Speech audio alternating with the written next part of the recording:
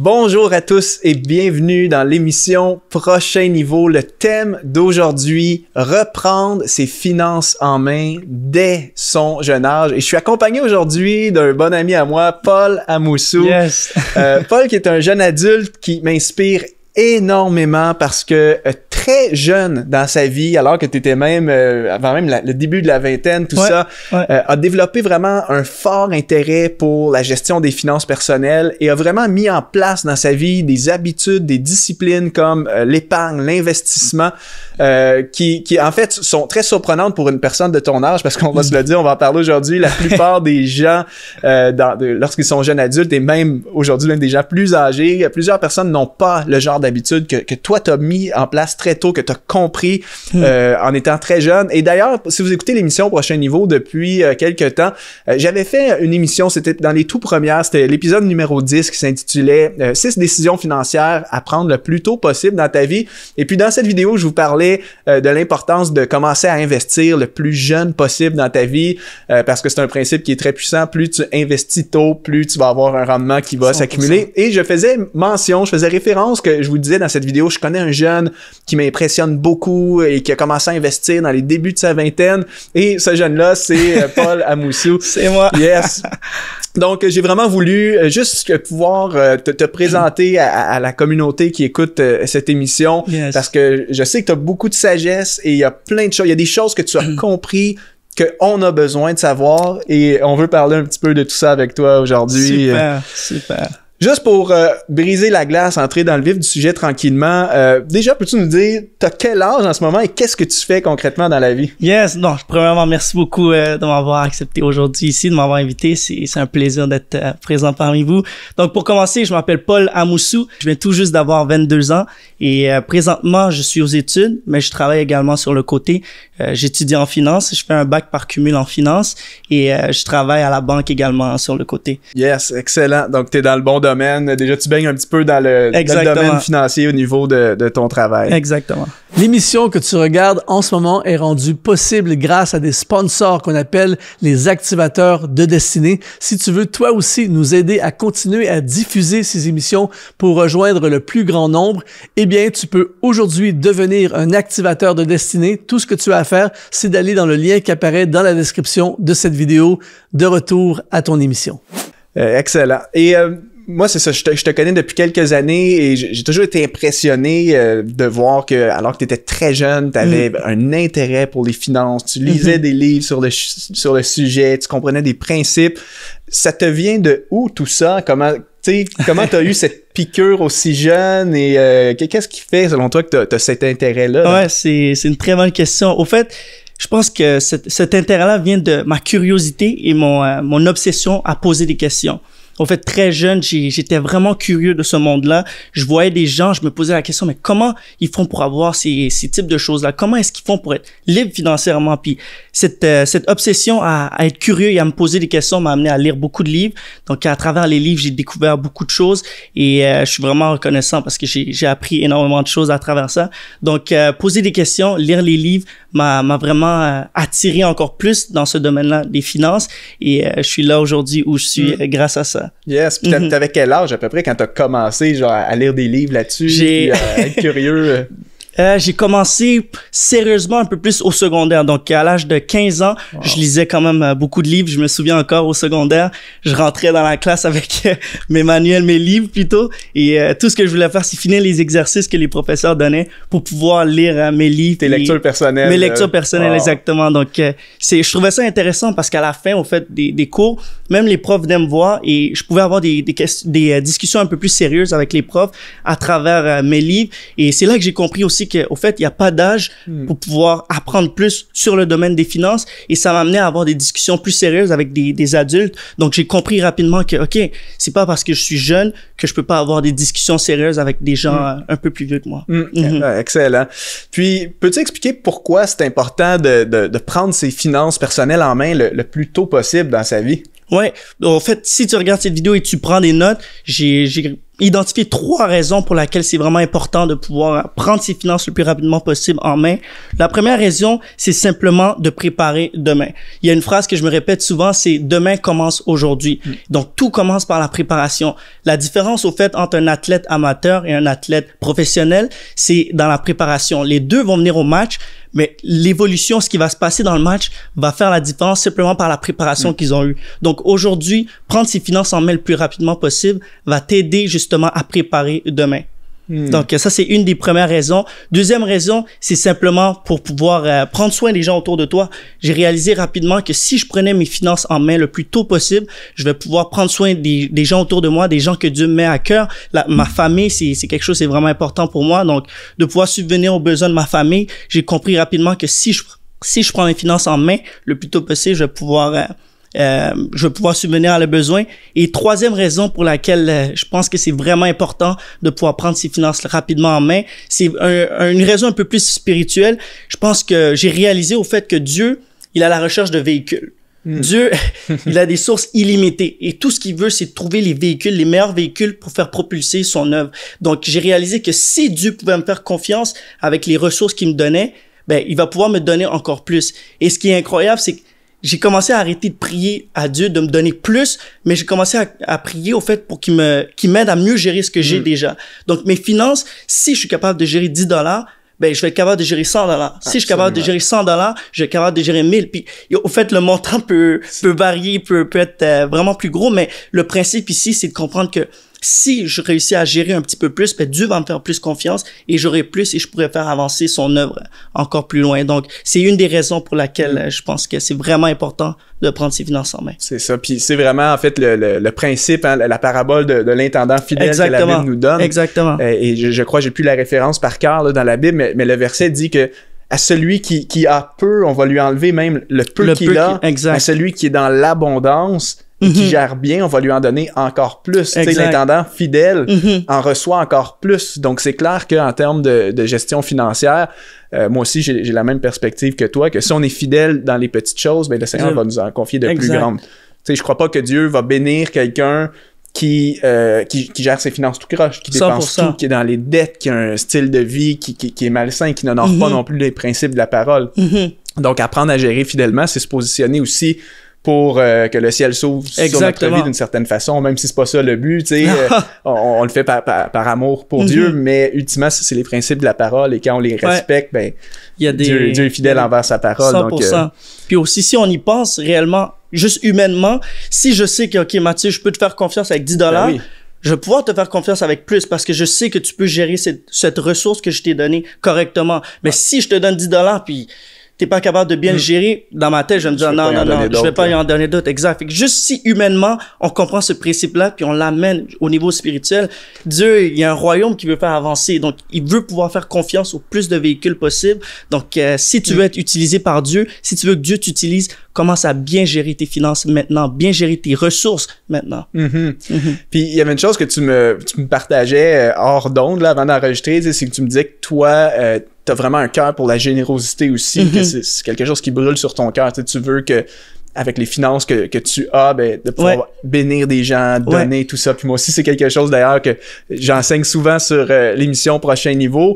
Et tu m'as dit une phrase que je trouve vraiment bonne. C'est comme si quand tu étais plus jeune, tu te voyais un jour plus tard dans ta vie être quelqu'un de très généreux, faire des gros dons, tout ça. Mais à un moment donné, tu as eu une prise de conscience que tu t'es dit, ben en fait, pourquoi est-ce que j'attends d'avoir beaucoup d'argent? Pourquoi est-ce que je commence pas maintenant?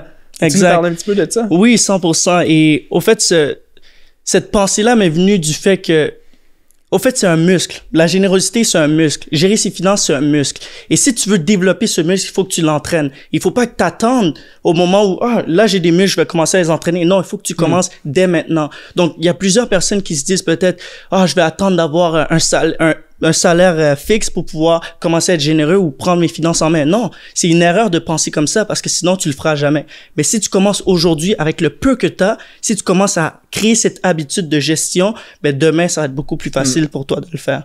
Donc, c'est de commencer au fait maintenant. Exact. Et parlant du fait de commencer avec des petites actions, des petits pas, je veux que tu nous parles de tes habitudes en termes d'épargne et d'investissement. Parce que moi, c'est vraiment ce qui m'a marqué de toi quand j'avais eu une conversation avec toi il y a quelques temps de ça. On parlait d'investissement, tout ça, les deux, on est passionnés par le domaine. Puis tu me disais que, en fait, toi, depuis déjà quelques années, tu as commencé très jeune, tu investis, en fait, tu épargnes de l'argent.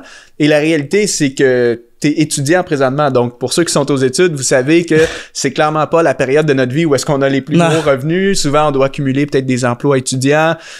Donc, on doit s'arranger avec un petit budget. Mais malgré le fait que présentement, dans ta saison de vie, tes revenus ne sont pas très élevés parce que t'es étudiant, t'es quand même capable d'épargner, de mettre de côté. Alors que ce que la société nous dit, le langage populaire, tu sais, les gens disent ben je fais pas assez d'argent, hors de question que je puisse en mettre de côté, ou en fait j'arrive même pas à payer toutes mes factures, donc toi tu me parles de mettre un peu d'argent de côté. Alors il y a beaucoup de gens qui sont réticents à cette idée d'épargner, d'investir, mais toi pourtant tu réussis à le faire avec des petits revenus en tant qu'étudiant. Donc parle-nous un peu de ça. Comment tu fais pour faire ça, tu sais?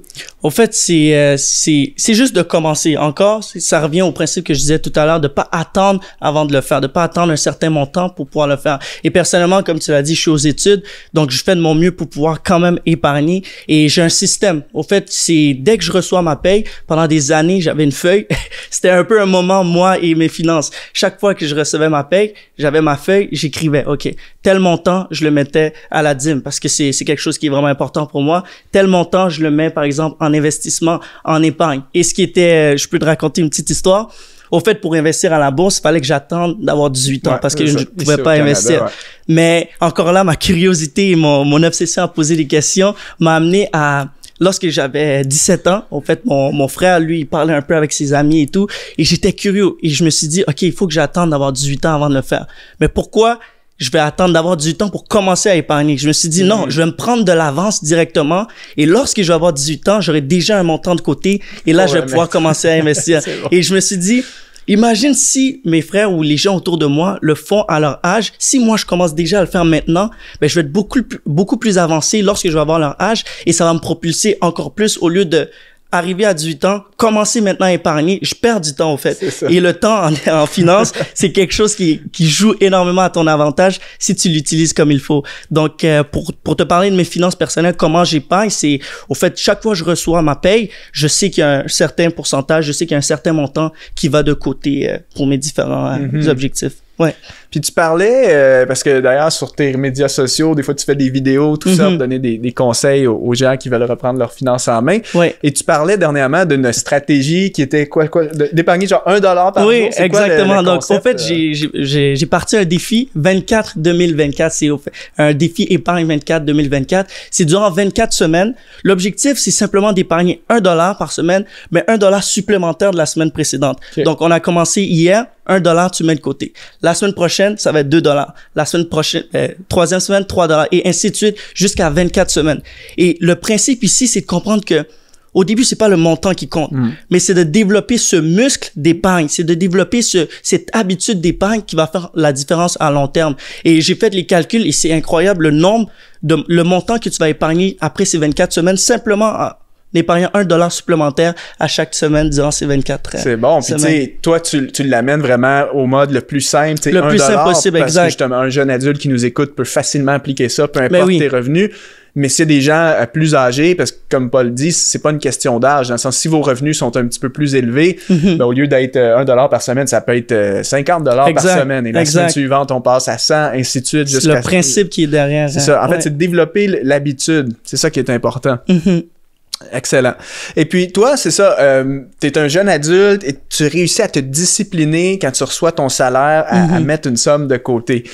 J'imagine que parfois, ça doit demander un certain sacrifice, un certain renoncement à toi-même. Tu sais, la plupart des gens de ton âge, qu'est-ce qu'ils font? Si on reçoit le salaire, on fait les sorties au restaurant avec nos amis, on achète des vêtements, on est dépensier. Tu sais, quand on est jeune, on n'a pas toute cette compréhension de l'argent, des finances. Mais toi, tu l'as, mais est-ce que ça te demande des fois des sacrifices? Est-ce que c'est difficile? Quoi? 100%. En fait, je me dis, il y a rien de bon qui vient sans des sacrifices. Et quand tu y penses, si tu décides d'épargner de ce côté-là, c'est que tu décides de pas dépenser de l'autre côté. Donc, c'est de reconnaître que oui, ça va demander des sacrifices, mais c'est de prendre cette décision en main et de te dire, OK, oui, c'est un sacrifice maintenant, mais il y a un résultat à long terme qui va venir. Donc, oui, c'est sûr que ça demande des sacrifices, mais c'est de reconnaître que, au fait, les fruits qui vont venir à la fin de ça va être va valoir la peine de ces sacrifices. Puis t'es capable de reporter ce qu'on appelle la gratification instantanée. Exact. Tu sais, souvent, gratification instantanée, c'est que l'être humain est programmé pour rechercher sa satisfaction immédiate, le plaisir immédiat, dans le sens que j'ai mon salaire,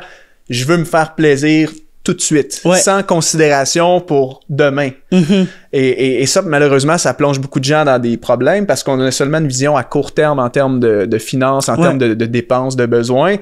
Mais apprendre à investir et épargner, c'est qu'il faut se faire un petit peu violence et être capable de se dire, ben oui, c'est vrai que je pourrais me faire plaisir aujourd'hui en dépensant cette somme, mais quand je me projette et que je vois demain, dans 5 ans, dans 10 ans, ben ça doit devenir comme ta motivation qui te donne la capacité de renoncer à des dépenses que tu pourrais faire. Tu sais. Et si tu y penses, moi je l'appelle un peu c'est un super pouvoir en fait d'avoir ce delay gratification qu'on dit en anglais. C'est tu te dis ok, je sais que je pourrais le faire maintenant, mais je décide. C'est au fait tu te donnes le pouvoir, au fait, sur tes finances et sur tes désirs. Et je pense que c'est quelque chose d'extrêmement important. Surtout aujourd'hui, on vit dans une société micro-ondes, comme j'appelle. On veut maintenant. Je le mets, je le veux maintenant. Mais si tu travailles ce côté de, OK, oui, je le veux, mais je vais travailler, je vais faire quelques petits sacrifices, juste attendre parce que je sais que demain, je vais pouvoir me le permettre. Ça, c'est quelque chose qui va énormément aider. Et si jamais tu regardes et tu prends des notes encore, j'aimerais te donner quelques trucs pratiques. C'est quoi les trucs pratiques que moi, personnellement, j'ai appliqués dans ma vie?